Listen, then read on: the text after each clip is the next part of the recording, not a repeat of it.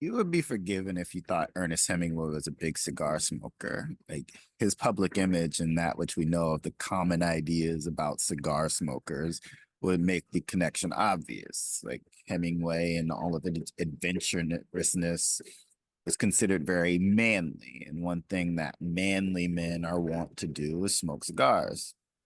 And then you look and there's the celebration of Hemingway among the cigar smoking community. Like Arturo Fuente has a whole line of sought after cigars that bear his name.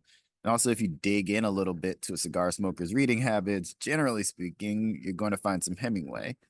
Uh, but Hemingway was, by all accounts, not a huge cigar smoker.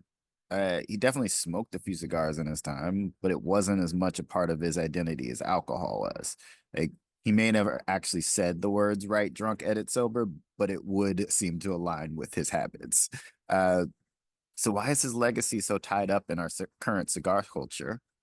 Uh, it's going to start getting repetitive across these videos, but this remains true. Like ideas of masculinity are at play here. Hemingway is known as much for his drunken brawls and hunting and whatnot as his influence on American letters. And even that influence is written about in a way that is meant to evoke masculine tropes. Like when the New York Times review of The Sun Also Rises said the story was told in a lean, hard, athletic narrative prose. Like cigars, there's a sense of Hemingway belonging to a culture that celebrates masculine virtue. Uh, but I also think it has to do with Hemingway's connection to Cuba, which is the birthplace of the modern cigar. He famously spent a lot of time in Cuba. He had a winter home there. He wrote from whom the bell tolls while he was there. Um, and I'm still not ready to get into the whole Cuba discussion that I want to have. But here I'll just say that in harkening back to Hemingway's time in Cuba, it's maybe a way of romanticizing pre-revolution Cuba. And I can make sense of the idea that cigar smokers, generally speaking, are fans of Hemingway, but it doesn't mean that I have to totally love the idea.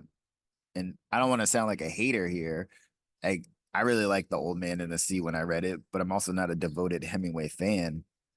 The reason that I don't love the Hemingway adulation isn't because he wasn't a great writer, but because it does the work of limiting our imagination of who fits and who doesn't within the community of cigar smokers.